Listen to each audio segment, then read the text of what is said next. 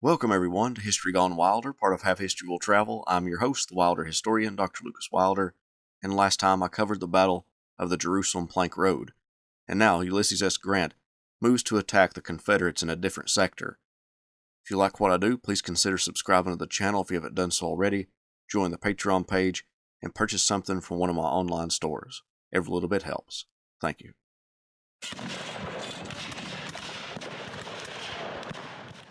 Ulysses S. Grant, after days of brutal attacks, hadn't been able to dislodge Lee from Petersburg, and now more Confederate troops were guarding the city. One of the quickest ways to get the city to capitulate would be to cut off its supplies that came in on multiple railroads.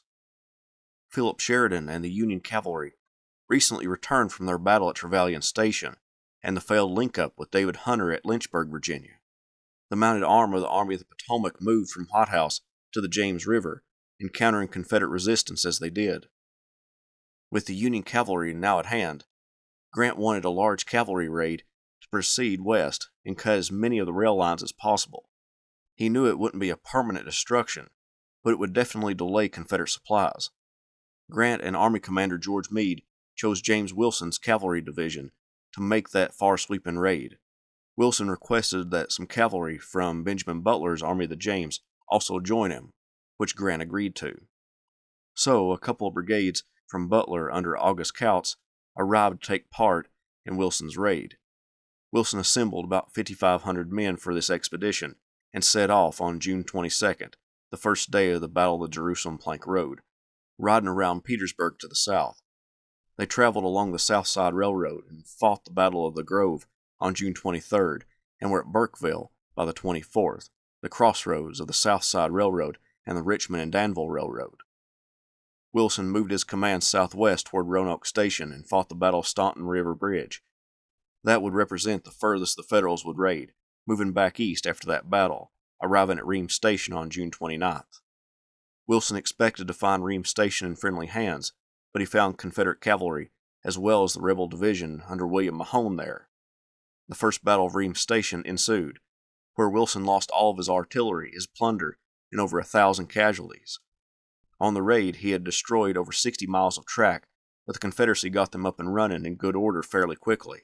This signaled to Grant that he would need more than just cavalry to cut the rail lines. This would require heavy infantry. Robert E. Lee grew more concerned over getting supplies into Petersburg. He knew that transportation would be irregular because of the recent raid and future raids, but the only alternative was to move supplies by wagons pulled by horses, and those were in short supply, and those they did possess were thin and weak from overuse. Lee suggested to President Davis that they might obtain horses from Texas, that they could possibly swim the Mississippi River. He also suggested to take cotton and tobacco into northwestern Virginia and trade them for horses, knowing that the North desperately wanted both items. For the horses they did have, Lee ordered many of them northwest of Petersburg, where they could rest, graze, and try to get them back in condition to operate with the army. Both Lee and Davis could feel the noose tighten around the Confederacy. Lee despaired that neither England nor France would come to their aid and recognize them. He wrote, "As far as I have been able to judge, this war presents to the European world but two aspects, a contest in which one part is contending for abstract slavery and the other against it. The existence of vital rights involved does not seem to be understood or appreciated. As long as this lasts, we can expect neither sympathy or aid. Our safety depends upon ourselves alone. If we can defeat or drive the armies of the enemy from the field, we shall have peace. All our efforts and energies should be devoted to that object." Both sides entered into a period of inactivity around Petersburg. On July 3rd, a Union soldier wrote, "Tomorrow is July 4th. I guess there will be some lengthy orations delivered here by the speakers of the times. Mr. Parrott, Mr. Morter, Mr. Columbiad, and several gentlemen from Springfield will address the multitude. Their arguments are very weighty and will undoubtedly make a great impression upon Confederate minds." Union forces began to dig in and make impressive earthworks across the Virginia landscape. The Army of the Potomac used the spade and the shovel to move vast amounts of dirt to combat the Confederate entrenchments guarding the city. Grant racked his brain for a way to break into the city and force Lee to leave both Petersburg and Richmond. Not only that, Jubal Early and his part of the Army of Northern Virginia was threatening the North. he needed to cause enough of a stir to force Early to return south. One of Burnside's 9th Corps divisions, under David Potter, occupied a salient in the Union line known as the Horseshoe. That point represented the closest that Union forces were entrenched to the Confederate Army. Within that division was a brigade under the command of Henry Pleasants. Pleasants was the son of an Argentinian woman and a Pennsylvanian who operated in South America. Henry moved to Philadelphia at the age of 13 to live with his uncle after his father's death. He grew up to become an engineer and worked for 2 railroad companies, building tunnels in western Pennsylvania. He joined a Pennsylvania regiment when the war broke out, and by late June and early July 1864, he now commanded a brigade. His troops were less than 150 yards from the enemy works, and a plan was put forward that the enemy position could be approached by a tunnel and explosives used to blast a hole in the Confederate line. Pleasants went up the chain of command, first to Potter, then to Burnside. Both men liked the idea, and Burnside took the idea to Meade, who gave it his blessing, saying, "I am delighted to hear you can do anything against the enemy's line, and will furnish you everything you want, and earnest wishes for your success." Many members of the 48th Pennsylvania and Pleasants Brigade had been miners. They, along with the engineers, would get to work digging a tunnel from the Horseshoe to the Confederate position. One historian described the process. Pleasants kept the shaft relatively small in order to conserve shoring materials. As it developed, the tunnel measured 4 feet wide at the base, 2 feet wide at the top, and averaged 4.5 feet in height. "At first I employed but a few men at a time," Pleasants testified, "but the number was increased as the work progressed, until at last I had to use the whole regiment, non-commissioned officers and all. The men worked in shifts lasting 2.5 or 3 hours, receiving a whiskey ration at the end of each rotation. Some of the soldiers hoarded their liquor allotment, and then consumed their stash in one sitting, producing the desired inebriation. As many as 210 men each day worked in some fashion on the mine, although only a pair could actually excavate the earth at the end of the tunnel." Pleasants soon found that the Army commander wasn't as supportive as he and Burnside thought, with Pleasants having to scrounge for equipment and materials for building the tunnel.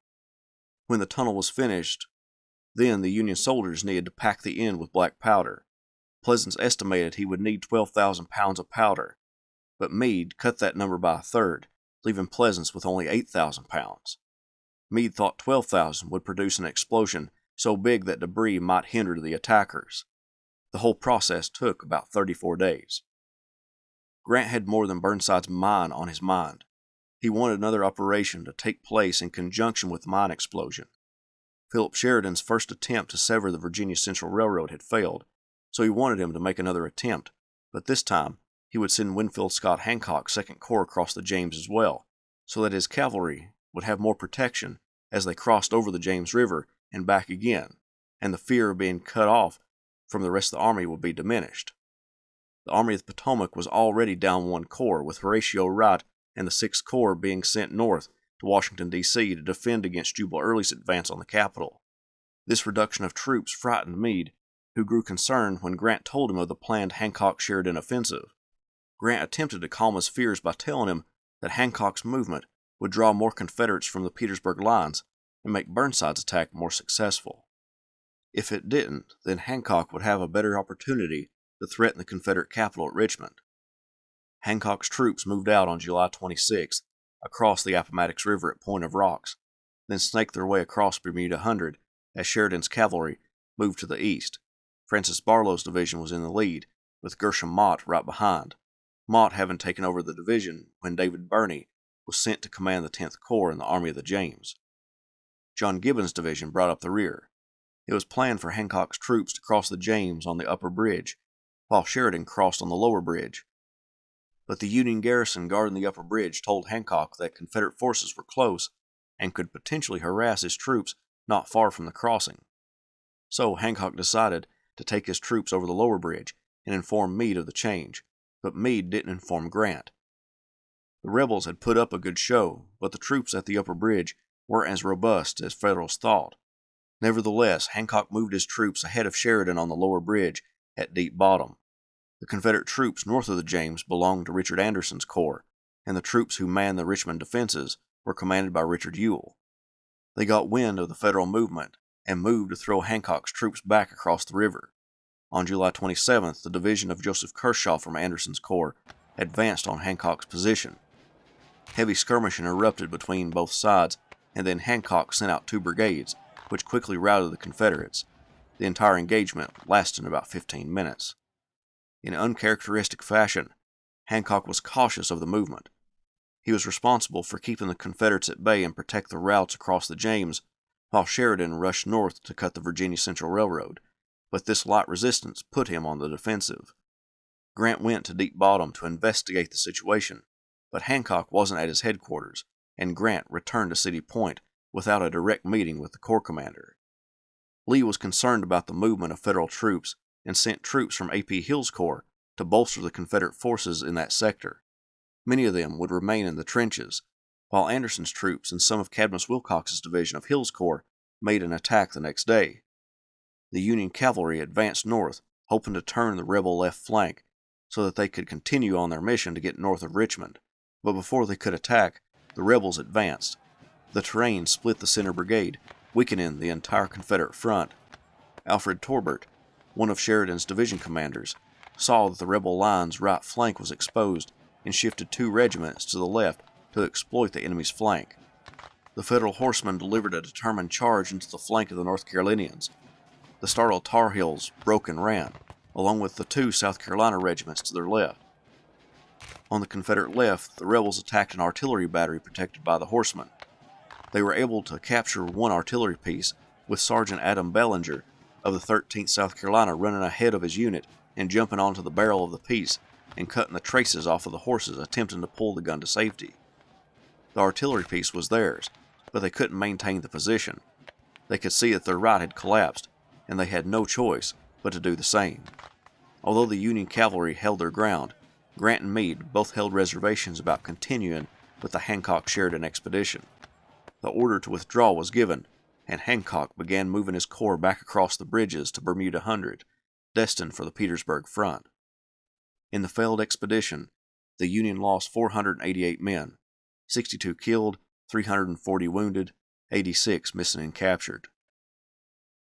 The Confederacy lost 679, 80 killed, 391 wounded, and 208 missing and captured.